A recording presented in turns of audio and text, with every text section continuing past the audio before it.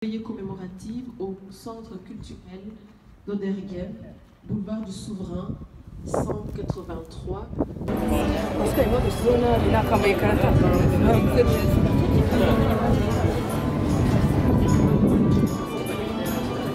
Nous souhaitons la bienvenue pour cette journée, une journée de commémoration dans les ténèbres. Chaque année, c'est une façon de dire à l'humanité, de rappeler à l'histoire ce qui s'est passé réellement.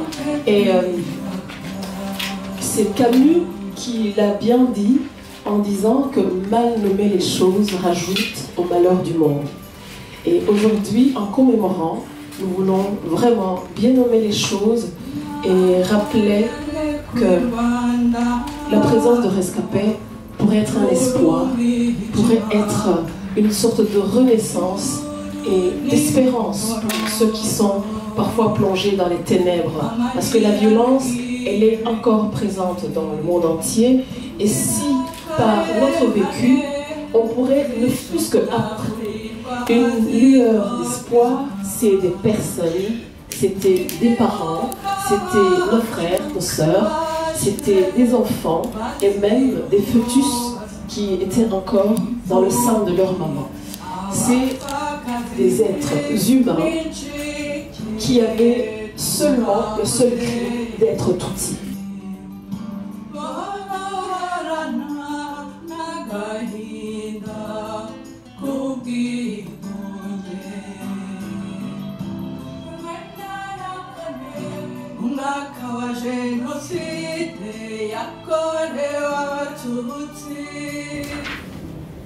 Des femmes qui tuent leurs maris, des maris qui tuent leurs femmes, ou parfois leurs enfants, parce qu'ils portent le mauvais sang.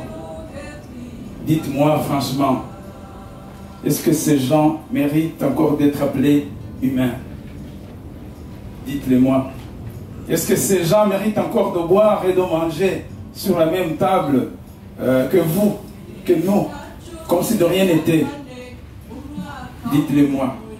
Sans être jugés, sans être condamnés, sans avoir des reproches de ce qu'ils ont fait. Le général Dallaire, qui commandait les casques bleus en 1994, la mission des Nations Unies pour le Rwanda, l'a bien dit dans ce livre. Il a dit qu'il a serré la main du diable. Moi, je les appelle les diables. Ceci me permet d'ailleurs de vous demander à chacun, à cette occasion, de penser également aux 10 casques bleus belges envoyés au Rwanda dans le cadre de la mission des Nations Unies pour le Rwanda, mais qui ont été également massacrés par les mêmes diables que je viens de citer et dont le général Dallaire dit qu'il a serré la main. Je tiens à remercier la Belgique qui a été pionnière pour juger certains génocidaires, si peu nombreux soient-ils, pendant que les autres pays tergiversaient.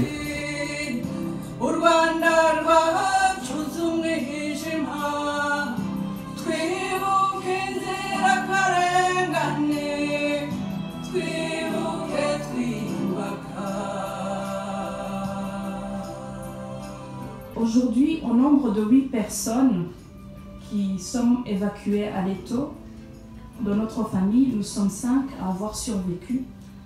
Nous n'avons jamais pu retrouver, comme de nombreux rescapés, et identifier le corps de papa. David et Silas, les enfants qui étaient à la maison aussi, n'ont pas survécu, alors que le but de maman au départ était de les éloigner si jamais nous venions à être découverts. 4 ans après, il est difficile de survivre sans culpabiliser, sans penser à ceux qui sont partis. Je ne sais pas pourquoi j'ai survécu et pas les autres. Peut-être nous avons survécu pour être des gardiens de la mémoire, qui souvent, malheureusement, encore aujourd'hui, se heurtent douloureusement à des formes de négationnisme de toutes sortes.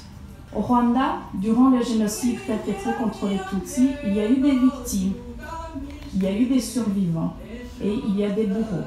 Et nous le rappellerons, nous connaissons nos bourreaux. Il est inapproprié d'inverser les rôles, de minimiser de renier tout simplement ce crime du génocide. Perpétré contre les Tutsis et les massacres des opposants politiques ne se passent plus jamais ailleurs. Je vous remercie.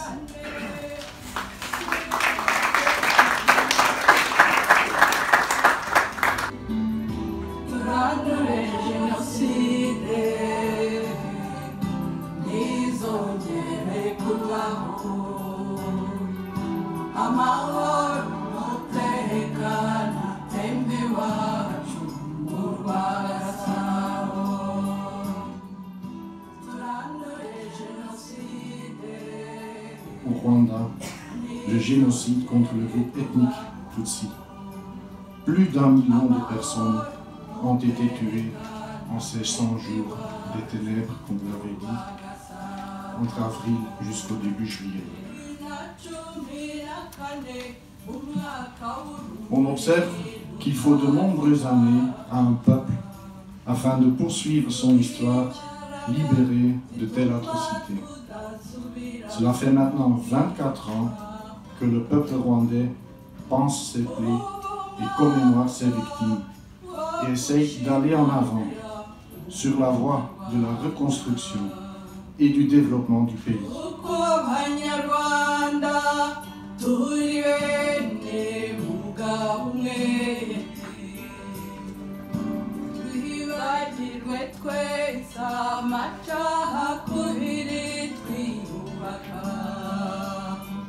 C'est pour moi un honneur, mais aussi un devoir émouvant de représenter le gouvernement belge ce 7 avril 2018 pour commémorer avec vous, toutes et tous, l'abominable génocide perpétré contre les Tutsis du Rwanda.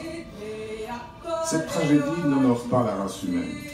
Beaucoup a été dit et écrit sur les causes, les circonstances et les événements qui ont marqué ce génocide, et les témoignages que nous venons d'entendre sont profondément marquants.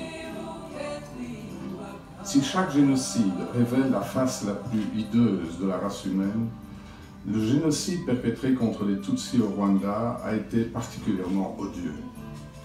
Nous ne pouvons pas oublier que 100 jours durant, avec une furie meurtrière d'armes primitives, plus de la moitié des victimes innocentes recensées à ce jour étaient âgées de moins de 24 ans, que près de la moitié des victimes étaient des paysans, et qu'une victime sur 5 était étudiant en secondaire ou supérieur. La quasi-totalité des personnes tuées l'ont été parce qu'elles étaient identifiées comme Tutsis, ou qu'elles avaient des liens de parenté, de mariage ou d'amitié avec des Tutsis, ou protégeaient des gens pourchassés par les tueurs, ou s'opposaient tout simplement avec courage à cette folie meurtrière. Ce n'est donc pas en nous bornant à nous apitoyer sur le sort épouvantable qu'ont connu ces victimes que nous leur rendons un hommage sincère. Ce qui compte, c'est de pouvoir adjoindre un nom à chaque victime, à ne pas les banaliser. Parce qu'un devoir de mémoire sincèrement respecté doit également s'inscrire dans la réalité concrète d'aujourd'hui, dans les efforts incessants pour réconcilier des parents, des voisins, des amis, puis enraciner durablement une culture de tolérance, de solidarité et de fraternité.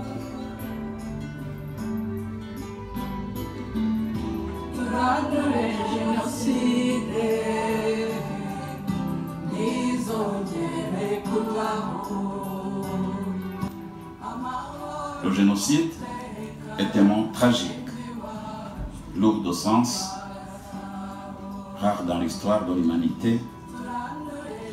Il suppose la volonté d'exterminer toute une communauté, comme fut le cas du génocide perpétré contre les Tutsis du Rwanda en 1994, où en effet, d'avril à juillet 1994, environ 100 jours durant, plus d'1 million de personnes, hommes, femmes, vieux, jeunes, enfants, bébés, furent monstrueusement massacrés sur l'ensemble du pays, soit une moyenne de 10 000 victimes par jour. L'entreprise génocidaire n'a même pas épargné les quelques personnes qui tentaient de s'y opposer. et celles qui refusaient d'y collaborer. C'est l'assimilé aux Tutsis, ni même des étrangers censés maintenir la paix et la sécurité.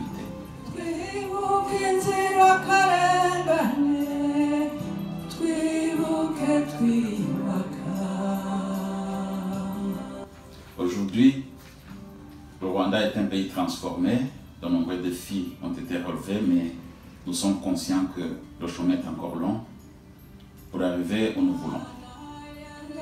Les Rwandais sont animés d'un esprit de renouveau, une vision optimiste dans un avenir prospère pour cette génération et celles à venir. L'un des principes fondamentaux du Rwanda d'aujourd'hui étant l'autonomie ou la non-dépendance.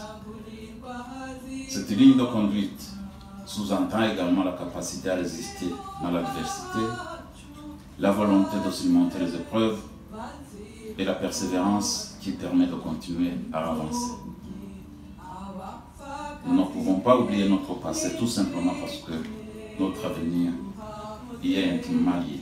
En effet, c'est dans la mémoire que nous pourrons planter les graines du renouveau.